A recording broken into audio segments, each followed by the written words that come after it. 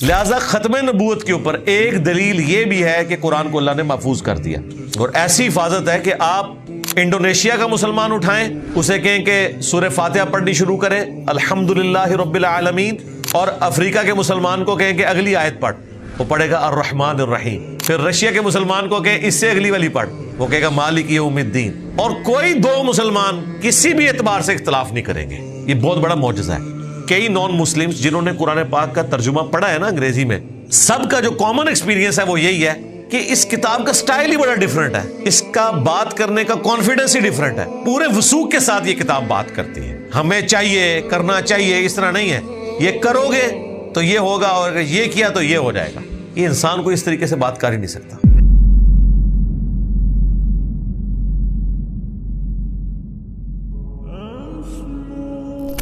اب وہ شعراء آفاق آیت آ رہی ہے، سورہ الحجر کی آیت نمبر 9۔ اِنَّا نَحْنُ نَزَّلْنَا الذِّكْرَ وَإِنَّا لَهُ لَحَافِظُونَ۔ دیکھیں اس میں تاکید کیا ہے، اِنَّا بے شک ہم نے، نحنو ہم نے، نزلنا ہم ہی نے نازل کیا، الذکر اس یاد دہانی کو، وَإِنَّا اور بے شک ہم ہی، لہو لحافظون ضرور بالضرور، لحافظون ضرور، پھر ضرور آ گیا، اس کی حفاظت کرنے والے ہیں۔ ہم پر بھی زور ہے، ہم کا سیگا آپ دیکھ لیں، 1 2 3 دفعہ آیا، پھر چوتھی دفعہ بھی آیا، حفاظت کے پوائنٹ آف ویو سے۔ تاکید آئی 3 دفعہ کہ ہم اس کی حفاظت کرنے والے ہیں، اور تاکید آئی 3 دفعہ کہ بے شک ہم ہی نے اسے نازل کیا۔ یہ قرآن حکیم میں وہ مقام ہے جو قرآن حکیم کی حفاظت کا ذمہ اللہ تعالیٰ نے لیا۔ اس کانٹیکسٹ میں شعراء آفاق آیت ذروہ سنام یعنی ایپیکس چوٹی، وہ یہ آیت ہے، اور یہاں پر قرآن کو اللہ تعالیٰ نے الذکر فرمایا، یعنی یاد دلانے والی چیز۔ قرآن کس کی یاد دلانے والی کتاب ہے؟ اللہ کی۔ الذکر دی ریممبرنس، یعنی یہ وہ کتاب ہے جو یاد دلاتی۔ اچھا، آپ کو اگر کسی کی یاد دلائی جائے تو اس شخصیت کی، اس ہستی کی یاد دلائی جاتی ہے جس کا تعارف آپ کو آلریڈی معلوم ہو، لیکن کسی وجہ سے آپ بھلا چکے ہو۔ دنیا میں بھی اگر آپ کو کسی نے کوئی چیز گفٹ دی ہے نا، اور کبھی اپنے کمرے کی سیٹنگ کے دوران اس کا وہ گفٹ سامنے آ جائے نا، تو فوراً آپ کو یاد آتا ہے یہ فلاں نے دیا تھا، یعنی اس کا تعارف پہلے آپ کے پاس ہوتا ہے، وہ گفٹ آپ کو یاد دلاتا ہے کہ یہ مجھے کسی نے دیا تھا۔ قرآن وہ گفٹ ہے، وہ یاد دہانی ہے جو ہماری انسٹنکٹ میں اللہ تعالیٰ نے توحید ڈال دی تھی، جو اللہ تعالیٰ نے ہماری روحوں سے عہد لیا تھا۔ الست بربکم قالوا بلا، سورۃ الاعراف میں آیا، سب نے کہا تھا کہ اے ہمارے رب، بے شک تو ہی ہمارا پروردگار ہے۔ تو ہماری یادوں میں کہیں دفن ہے یہ چیز، توحید، اسے دوبارہ سے یاد دلانے والی چیز جو ہے وہ قرآن ہے۔ قرآن اللہ تعالیٰ کا بہترین ذکر ہے، ظاہر ہے اللہ تعالیٰ کا تعارف اس کے اندر موجود ہے، اللہ تعالیٰ کی تعریف اس کے اندر موجود ہے۔ اب وہ آیات جن میں اللہ تعالیٰ نے یہ ذکر کیا کہ اللہ تعالیٰ کو کثرت سے یاد کرو، وَاذْكُرُوا اللَّهَ كَثِيرًا، اللہ تعالیٰ کو کثرت سے یاد کرو تاکہ تم کامیاب ہو جاؤ۔ تو اللہ کا جو یاد والا معاملہ ہے، اللہ کا ذکر والا معاملہ ہے، جس میں ہمارے دلوں کا سکون ہے، جو ہم پچھلی سورت میں پڑھ چکے، سورہ الرعد کے اندر، الا بذکر اللہ تطمئن القلوب، آگاہ ہو جاؤ بے شک اللہ کی یاد میں دلوں کا سکون ہے۔ اس میں میں نے تفصیلی آلموسٹ کوئی 40 منٹ کی گفتگو کی تھی، اور بتایا تھا کہ اللہ تعالی کا جو ٹاپ آف لسٹ ذکر ہے وہ قرآن ہے۔ اللہ کی تعریف بھی ہے، اللہ کو یاد دلانے والی چیز ہے، اور الذکر نصیحت کے معنوں میں بھی آتا ہے۔ نبی الاسلام بھی اللہ تعالی کی طرف سے ذکر کرنے والے ہیں، یاد دہانی کروانے والے ہیں۔ وما ارسلناک الا رحمتا للعالمین، وما ارسلناک الا کافتا للناس بشیرا ونذیرا، یعنی یہاں پہ ہے ڈر سنانے والا، خوش خبری دینے والا۔ وما ہوا الا ذکر للعالمین، یہ نبی تو نہیں ہے مگر نصیحت تمام جہان والوں کے لیے۔ نبی الاسلام کے لیے بھی آیا، قرآن کے لیے بھی آیا، اللہ کا تعارف کروانے والے۔ تو میں نے یہ بتایا تھا کہ ٹاپ آف لسٹ جو ذکر ہے وہ قرآن، پھر اس کے بعد جو فرائض ہیں ہم پر، ان میں بھی ٹاپ کے اوپر نماز۔ وَأَقِمِ الصَّلَاةَ لِلذِّكْرِ، میرے ذکر کے لیے، یاد کے لیے نماز کو قائم رکھنا۔ اور باقی جو ذکر ہے، جو ہم اٹھتے بیٹھتے اللہ تعالیٰ کو یاد کرتے ہیں، اس کا تو پروٹوکول بھی کوئی نہیں۔ الذین یذکرون اللہ قیاما وقعودا وعلی جنوبہم، اٹھتے بیٹھتے کروٹوں پر لیٹے اللہ کا ذکر کرتے ہیں، اللہ کو یاد کرتے ہیں۔ صبح شام کی دعائیں ہیں، وہ بھی ذکر کی ایک فارم ہے، لیکن ٹاپ آف لسٹ قرآن۔ یہ وہ آیت ہے سورۃ الحجر کی آیت نمبر 9 جو اس بات کا ثبوت ہے کہ اللہ تعالیٰ نے قرآن کی حفاظت کی ذمہ داری لی ہے، لیکن لیکن لیکن صرف عربی ٹیکسٹ کی، قرآن کی تفسیر جو ہے اس میں کوئی ڈنڈی مار سکتا ہے، اس کی عربی کو کوئی چینج نہیں کر سکتا، اور اس ماڈرن ورلڈ میں تو اس کے ترجمے کو بھی کوئی چینج کر ہی نہیں سکتا۔ کیوں؟ اب تو ایک زبان دوسری میں ٹرانسلیٹ کرنی ہے، وہ کمپیوٹر کر کے دے گا، اور کمپیوٹر نہ بریلوی ہے، نہ دیوبندی ہے، نہ اہل حدیث ہے، نہ شیعہ ہے۔ کمپیوٹر ہے، وہ عربی لنگوسٹک کا جو اپروپریٹ معنی بنتا ہے وہ آپ کو بتائے گا، اس میں کوئی ڈنڈی نہیں مارے گا۔ اب قرآن کے ساتھ کوئی اس طرح کا کھلواڑ بالکل نہیں کر سکتا کہ وہ ترجمہ اس کا بدل دے، خواہ وہ پریکٹیکلی بدل بھی دے کوئی فرق نہیں ہوگا، پکڑا جائے گا۔ تفسیر جتنی مرضی وہ غلط لکھے پکڑی جائے گی، لیکن اللہ تعالیٰ کی طرف سے کوئی ایسی پکڑ نہیں ہوگی کہ کوئی غلط اس کی انٹرپریٹیشن کر رہا ہے اور اس کے اوپر کوئی پکڑ آ جائے، وہ آپ کے لیے آزمائش ہوگا۔ لیکن قرآن پاک کا جو ٹیکسٹ ہے نا، اس کی ذمہ داری اللہ تعالیٰ نے لی ہے، جس کا پریکٹیکل ثبوت یہ ہے کہ جن جن لوگوں نے تباہ آزمائی کرنے کی کوشش کی، ان کی کوشش ناکام رہی۔ اس وقت بھی دنیا میں لاکھوں میں نہیں، کروڑوں میں تعداد ہے ایسے لوگوں کی جو قرآن کو حفظ کیے ہوئے ہیں۔ آپ دیکھیں قرآن جب پرنٹ ہوتا ہے نا، اس کے اینڈ پہ لکھا ہوتا ہے کم از کم 4-5 حفاظ کی طرف سے سگنیچر ہوتے ہیں کہ ہم نے اسے حرف بہ حرف پڑھا ہے اور یہ بالکل درست ہے۔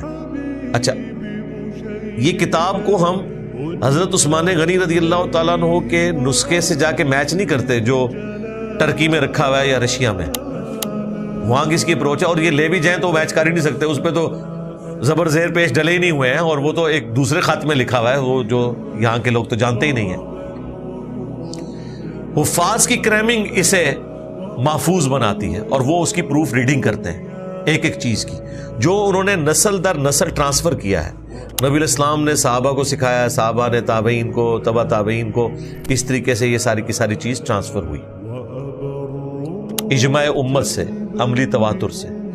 قرآن کی حفاظت اللہ تعالیٰ نے جو ذمہ لیا، اس کو اللہ تعالیٰ نے پورا کروایا امت کے ذریعے، کیونکہ ہمارے سامنے تو قرآن نازل نہیں ہوا، یہ خدمت اللہ نے امت کے سپرد کی۔ بڑے بڑے لوگ ڈنڈیاں مار کے گئے، قرآن کے کسی لفظ کو چینج نہیں کر سکے۔ آج ہم گمراہ فرقوں کو جو اتنے اعتماد کے ساتھ للکارتے ہیں کہ قرآن میں یہ لکھا ہوا ہے، آپ مجھے بتائیں اگر قرآن تبدیل ہو جاتا تو انہوں نے تو ہمارے دنیا میں چھوڑے جانے سے پہلے ہی اپنی مطلب کی آیات بیچ میں داخل کر لینی تھی۔ آج ان کے لیے مصیبت بنی ہوئی ہے، نہ انہیں غلط کہہ سکتے ہیں۔ وہ کہتے ہیں نہیں تفسیر یہ بنتی ہے، تفسیر کہاں فلاں عالم نے لکھی، ہم کہتے ہیں نہیں قرآن میں تو یہ لکھا ہوا ہے، بھاگ نہیں سکتے۔ اور یہی وجہ ہے کہ قیامت والے دن ہر شخص اللہ کی بارگاہ میں اکاؤنٹیبل ہے۔ جو شخص یہ کوئی گلا شکوہ کر سکتا تھا نا کہ میں نے وقت کے پیغمبر کو اپنے سامنے نہیں پایا، اللہ نے اس کا گلا شکوہ دور کر دیا، پیغمبر کا خلیفہ وصی قرآن کی شکل میں قیامت تک کے لیے محفوظ کر دیا۔ نبی الاسلام بھی تو اپنے بعد یہی قرآن ہی دے کے گئے نا۔ اگر قرآن کی حفاظت کی ذمہ داری اللہ تعالیٰ نہ لیتا تو پھر اللہ تعالیٰ کو پیغمبر بھیجنے پڑنے تھے، ادروائز اللہ تعالیٰ کی صفت عدل چیلنج ہو جاتی، کیونکہ اگر میرے تک تعلیمات ہی صحیح نہیں پہنچی ہیں تو میں اللہ کے حضور کیسے پکڑا جاؤں گا؟ اللہ تعالیٰ نے اس چیز کو انشور کیا قرآن کو محفوظ کر کے، کیونکہ پیغمبر کوئی نہیں آنا تھا۔ لہذا ختم نبوت کے اوپر ایک دلیل یہ بھی ہے کہ قرآن کو اللہ نے محفوظ کر دیا۔ لوگ کہتے ہیں اگلی کتابیں الہامی، کیا وہ لاڈلی کتابیں نہیں تھی؟ بالکل تھی، انہیں کیوں نہیں محفوظ کیا؟ اس لیے کہ اس وقت اگر کوئی کتاب کے ساتھ ہیرا پھیری کرتا تھا نا تو وقت کا پیغمبر موجود ہوتا تھا۔ بخاری مسلم میں حدیث ہے کہ بنی اسرائیل کی سیاست جو تھی نا وہ بھی انبیاء کے ہاتھ میں تھی۔ کوئی بھی نبی اس وقت تک فوت نہیں ہوتا تھا جب تک کہ وہ اپنے حکومتی معاملات کو اگلے نبی کو ٹرانسفر نہ کر دے۔ تو آپ امیجن کریں کہ ہر وقت پیغمبر موجود ہو دنیا میں، کوئی ڈنڈی مار ہی نہیں سکتا، کوئی تشریح بھی غلط کرے گا تو لوگ کہیں گے جی پیغمبر سے فیصلہ کرواتے ہیں، تو اختلاف کے چانسز ہی ختم ہیں۔ اگر اب اللہ نے یہ ڈیسیژن کیا کہ پیغمبر میں نے کوئی نہیں بھیجنا تو اس کا منطقی نتیجہ یہ تھا کہ اب کتاب پھر محفوظ ہونی چاہیے، کیونکہ اگر اب کتاب بدل گئی تو ہدایت تو ختم ہو گئی، سارے جنتی ہو گئے، کیونکہ اللہ کے حضور آپ مقدمہ جیت جائیں گے کہ مجھے کیا پتا تھا، میں نے جس زمانے میں آنکھ کھولی اس میں تو ایاک نعبد و ایاک نستعین کے ساتھ یا علی مدد بھی لکھا ہوا تھا، یا شیخ عبد القادر جیلانی مدد بھی لکھا ہوا تھا۔ آپ کوئی کہہ سکتا ہے نہیں جناب، جو پکارتے ہیں نا انہوں نے بھی حاشیے میں لکھا ہوتا ہے، قرآن میں نہیں داخل کر سکتے۔ تو اللہ تعالیٰ نے اس کتاب کو محفوظ اس لیے کیا چونکہ پیغمبر اب کوئی نہیں آنا تھا، ادروائز کتابیں تبدیل ہو جاتی، جس طرح اگلی ہوئی تھی یہ کتاب بھی تبدیل ہو جاتی، تو پھر تو اللہ تعالیٰ کے حضور ہم کوئی نہ کوئی مقدمہ اپنا پیش کر سکتے تھے کہ یا اللہ ہم تک تو بات ہی صحیح نہیں پہنچی۔ تو اللہ تعالیٰ نے اس قرآن کو محفوظ کیا، اور یہی وجہ ہے کہ نبی الاسلام کا جو دعوی نبوت ہے نا اس کے اوپر جو سب سے بڑی دلیل ہے، آپ علیہ السلام کا سب سے بڑا جو معجزہ ہے جو ہم ہر وقت دنیا کو پیش کر سکتے ہیں، وہ اللہ کی کتاب ہے۔ نبی الاسلام کی مبارک زندگی میں آپ کے جو فزیکل فینومینا آف نیچر کو توڑنے والے معجزات تھے، جن میں سے ایک ہی معجزہ ایسا ہے جو لوگوں کے سامنے ظاہر ہوا نبوت کی نشانی کے طور پر، بخاری مسلم میں آیا، وہ چاند دو ٹکڑے ہوا۔ یہ ایک نشانی تھی جو لوگوں کے سامنے تھی۔ باقی آپ کو جتنے معجزات ملتے ہیں نا وہ نبی الاسلام کے اس طریقے سے چیلنج کر کے کوئی دکھانے والے معجزات نہیں تھے۔ سفر میں پانی کم پڑ گیا، بخاری مسلم میں آیا، نبی الاسلام نے ایک پیالے میں انگلیاں رکھی اور چشمے جاری ہوئے، 1500 صحابہ نے پانی پیا بھی، جانوروں کو پلایا، سٹور بھی کر لیا، اور جابر بن عبداللہ کے الفاظ ہیں بخاری مسلم میں کہ ہم 1 لاکھ بھی ہوتے نا تو وہ پانی اس سے بھی زیادہ تھا۔ لیکن اس کی بنیاد پہ نبی الاسلام نے کسی کو بلایا نہیں کہ دیکھو میں ایک پیالے میں سے 1 لاکھ بندے کا پانی نکالنے لگا ہوں، مجھ پہ ایمان لے آؤ۔ ویسے آپ دیکھیں تو یہ ایک بہت بڑی چیز تھی جو پیش کی جا سکتی تھی، لیکن نہیں، یہ کیوں نہیں تھا؟ اس لیے کہ اللہ تعالیٰ نے یہ طے کر لیا کہ میں نے اپنے نبی کا جو معجزہ پیش کرنا ہے نا وہ ایسا معجزہ دعوی نبوت والا پیش کرنا ہے جو نبی کے پورے زمانے کے لیے ویریفائیبل ہو، اور وہ قرآن ہی ہے۔ نبی الاسلام کے اپنے زمانے میں بھی یہی قرآن تھا، آج بھی ہے۔ آپ پرانے معجزے آج کے لوگوں کو کیسے دکھا سکتے ہیں؟ یعنی میں دکھا سکتا ہوں کسی کو انگلیوں سے پانی کے چشمے نکلتے ہوئے؟ نہیں دکھا سکتا، کوئی ویڈیو موجود نہیں ہے۔ جو ریکارڈ ہے وہ تو ہمارا کلیم ہے نا حدیث کا، وہ تو نہیں وہ مانتے، لیکن ہم قرآن پیش کر سکتے ہیں۔ اب آپ سوچیں کہ قرآن کیسے پیش کر سکتے ہیں؟ پہلی دلیل تو ہم یہ دیں گے کہ قرآن اللہ تعالیٰ نے محفوظ کیا، دیکھ لو اس میں کوئی فرق نہیں ہے۔ کلمی نسخے موجود ہیں قرآن کے مختلف میوزیمز کے اندر، جن میں کافروں کے میوزیم بھی ہیں۔ کاربن ڈیٹنگ ہو جاتی ہے، آپ کو پتہ ہے چند سال پہلے انگلینڈ کے میوزیم کے اندر بھی ایک ایسا نسخہ نکلا جو حضرت عثمان غنی رضی اللہ تعالیٰ عنہ کے دور کا تھا. سورہ طٰہٰ کی آیات تھی اور باقی صورتیں تھیں چاند ایک, اور کوئی فرق نہیں ہے اس میں. ایون کافر بھی یہ مانتے ہیں کہ جو مصحف عثمانی ہے جس کے اوپر اتفاق ہے پوری امت کا, سنی ہو شیعہ ہو, وہ پوری دنیا میں ایک ہی ہے. اور ایسی حفاظت ہے کہ آپ انڈونیشیا کا مسلمان اٹھائیں, اسے کہیں کہ سورہ فاتحہ پڑھنی شروع کرے الحمدللہ رب العالمین, اور افریقہ کے مسلمان کو کہیں کہ اگلی آیت پڑھ, وہ پڑھے گا الرحمن الرحیم. پھر رشیا کے مسلمان کو کہیں اس سے اگلی والی پڑھ, وہ کہے گا مالک یوم الدین. اور کوئی دو مسلمان کسی بھی اعتبار سے اختلاف نہیں کریں گے. یہ بہت بڑا معجزہ ہے. تو اللہ تعالیٰ نے قیامت تک کے لیے معجزہ رکھا قرآن, تاکہ نبی الاسلام کی نبوت قیامت تک کے لیے جسٹیفائی ہو کہ قرآن حکیم کو آپ کسی بھی دور کے ٹیسٹ کے اوپر پیش کر سکتے ہیں. اس زمانے میں عرب کے لوگوں کو اپنی زبان پر بڑا ناز تھا. قرآن وہ کلام ہے جس کو سن کر شعراء نے اپنے کلام پھاڑ دیے کہ اس طرح کا کلام ہم نہیں لکھ سکتے. اور یہ ٹیکنیکل چیزیں وہ ہیں جو صرف عربی لنگوسٹک جاننے والے ہی, اور اس میں بھی جو لوگ ادب سے واقف ہیں, وہ عام عربی جاننے والے نہیں.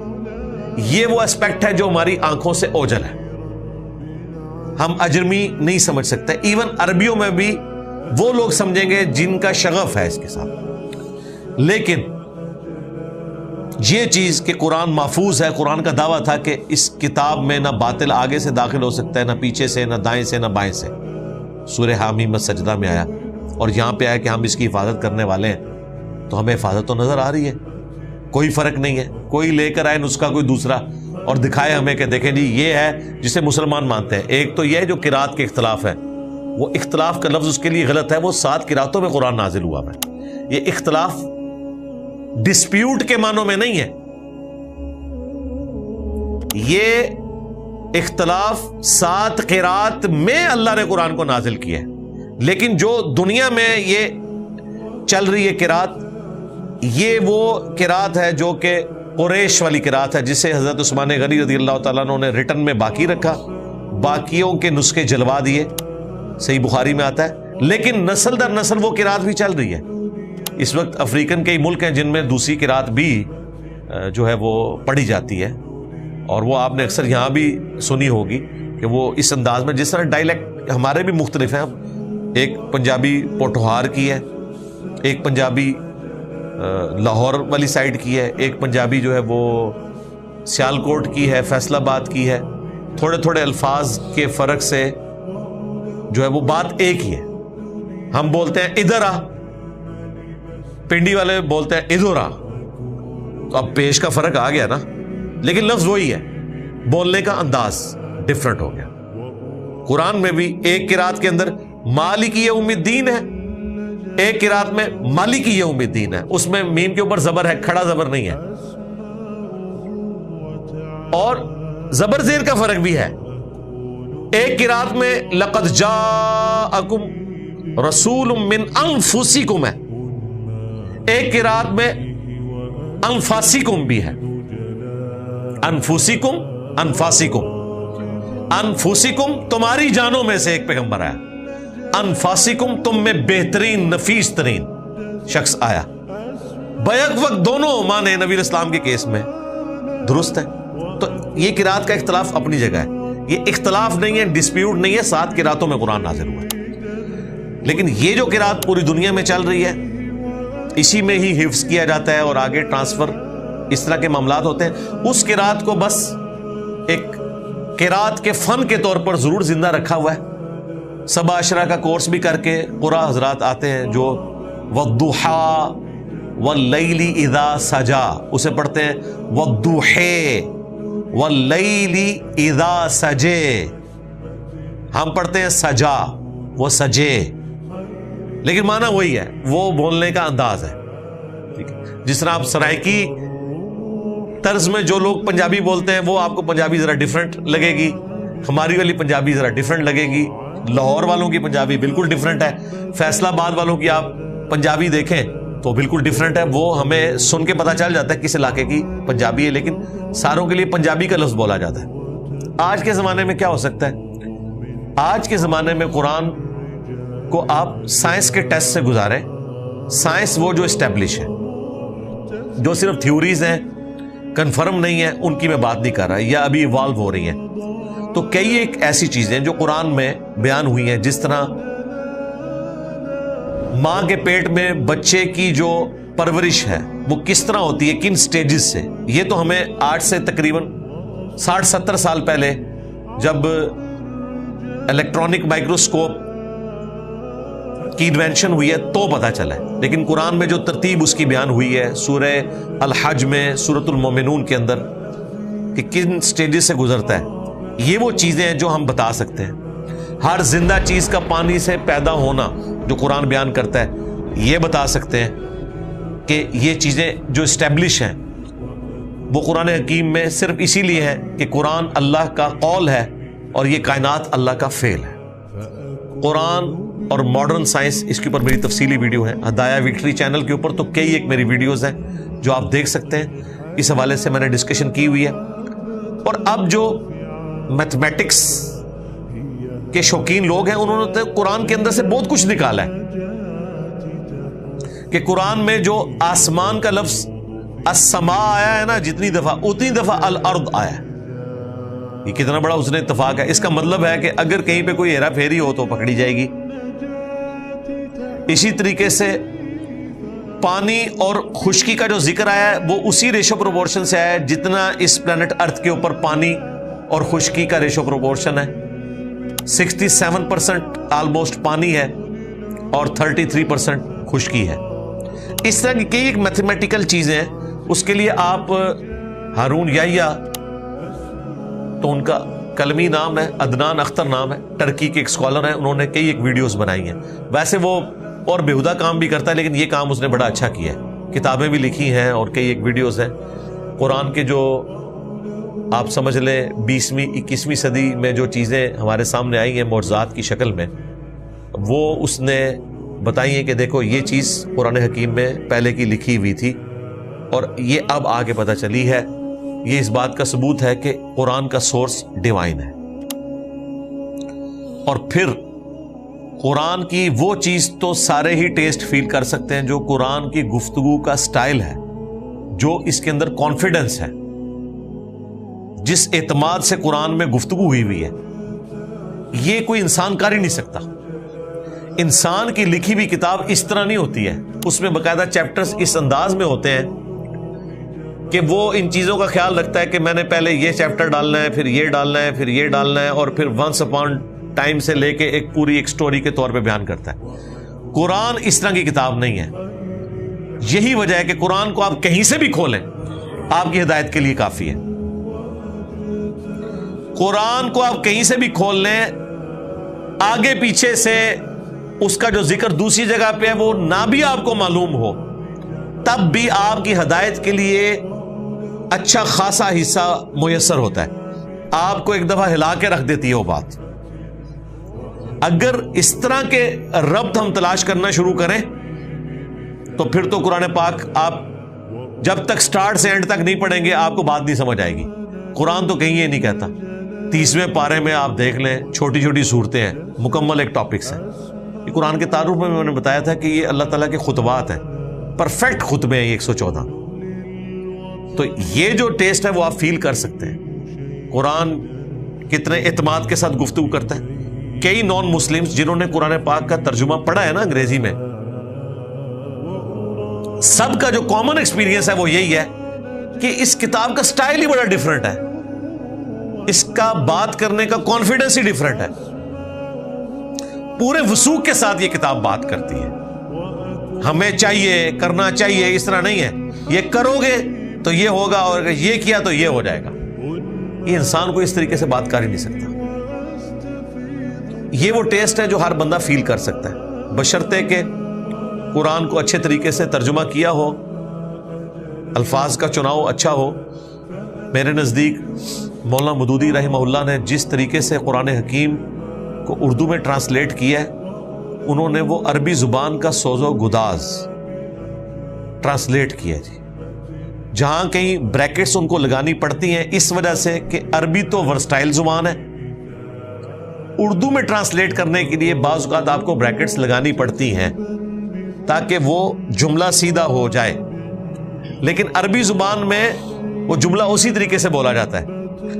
اب اردو زبان میں تو بڑا ظلم ہے نا کہ آپ ترجمہ لوگوں کو یہ بتائیں کہ ہم نے آپ کو نہیں بھیجا مگر رحمت للعالمین بنا کر تمام جہانوں کے لیے یا تمام جہان والوں کے لیے.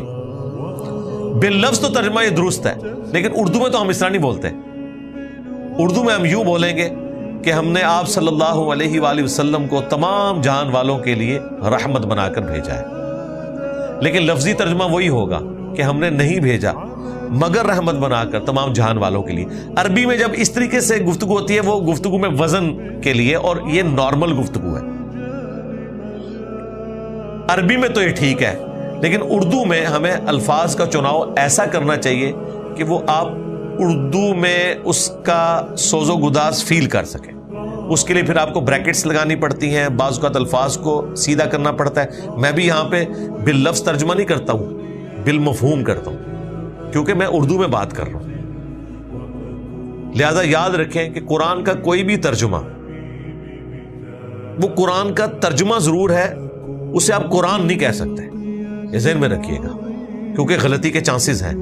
اسی لیے ہمارا یہ موقف ہے اور علماء کا اس پہ اتفاق ہے کہ قرآن کا صرف ترجمہ نہیں پرنٹ کرنا چاہیے. جب بھی کریں عربی لکھیں اوپر نیچے ترجمہ, یا ایک صفحہ عربی والا دوسرا اردو والا, جس طرح مولانا مودودی کا ترجمہ انہوں نے پرنٹ کیا, ایک طرف عربی ایک طرف اردو, تاکہ اگر صرف کسی نے اردو پڑھنا ہے وہ پڑھے. یہ نہیں کیا کہ عربی کو غائب ہی کر دیں, کیونکہ اردو ترجمہ بہرحال ایک انسان کی کوشش ہے. بعض اوقات الفاظ کا چناؤ ایسا ہوگا کہ آپ کو عربی کی طرف جانا پڑے گا کہ بھئی یہ لفظ لکھا بھی ہوا تھا. مثلاً ماں کے پیٹ میں کیا ہے, یہ لوگوں نے بریکٹ میں خود ہی ڈال دیا نارا یا مادہ, وہ مصیبت بن گیا ہے ہمارے لیے. قرآن میں تو نہیں لکھا ہوا تھا. قرآن میں تو اللہ تعالیٰ نے بدبخت یا خوش بخت ہونے کی بات کی ہے. هو الذی خلقکم فمنکم کافر ومنکم مؤمن, وہی ہے جس نے تمہیں پیدا کیا. پیدا کرنے والا ایک ہے, لیکن کوئی تم میں سے کافر ہو جاتا ہے, کوئی مومن ہوتا ہے. یہ اب اللہ کو پتا ہے کہ یہ بچہ جو پیدا ہوگا یہ کافر ہو کر مرے گا یا مؤمن ہو کر مرے گا. پیدا تو وہ فطرت پہ ہوگا, لیکن بعد میں کہاں پہ جائے گا وہ. لہذا قرآن کے بھی صرف عربی ٹیکسٹ کی گارنٹی ہے, اس میں کوئی رد و بدل نہیں ہوگا. ترجمے میں تفسیر میں لوگ ڈنڈی مار سکتے ہیں, کئی لوگوں نے ماری ہیں, ہم نے پکڑی ہیں. ایک جگہ انہوں نے حاضر و ناظر ترجمہ کر دیا, دوسری جگہ انہوں نے اس کا ترجمہ گواہ کر دیا, پکڑے گئے. یہ تو ایک ایسا ٹاپک ہے, اس پہ 1 گھنٹہ اور بولا جا سکتا ہے کہ قرآن حکیم کس طریقے سے اللہ تعالیٰ نے اسے محفوظ کیا ہے. اگر کوئی شخص نیک نیتی کے ساتھ اپنے آپ کو قرآن کے سامنے پیش کرتے, خواہ وہ کسی گمراہ فرقے کا بھی ترجمہ پڑھے, وہ حق تک پہنچ جائے گا. پچھلے دنوں جو سویڈن میں قرآن کی گستاخی ہوئی, تو اس کانٹیکسٹ میں میں نے تفصیلی ویڈیو بھی ریکارڈ کروائی تھی. جسے اور مواد چاہیے ہو تو وہ اس حوالے سے دیکھ لے. باقی یہ آیت اس چیز کی متقاضی تھی کہ ہم اس کے اوپر تفصیلی گفتگو کرتے, اس لیے میں نے اسے تفصیل کے ساتھ بیان کیا, کوئی تشنگی اس حوالے سے باقی نہ رہ جائے. اللہ تعالیٰ سے دعا ہے جو حق بات میں نے کہی ہمارے دلوں میں راسخ فرمائے. اگر جذبات میں میرے منہ سے کوئی غلط بات نکل گئی تو ہمارے دلوں سے اسے دھو ڈالے, ہمیں معاف بھی کر دے. ہمیں کتاب و سنت کی تعلیمات پر عمل کر کے دوسرے بھائیوں تک پہنچانے کی توفیق عطا فرمائے. سبحانک اللہم و بحمدک, اشہد ان لا الہ الا انت, استغفرک و اتوب الیک, وما علینا الا البلاغ المبین. جزاکم اللہ خیرا.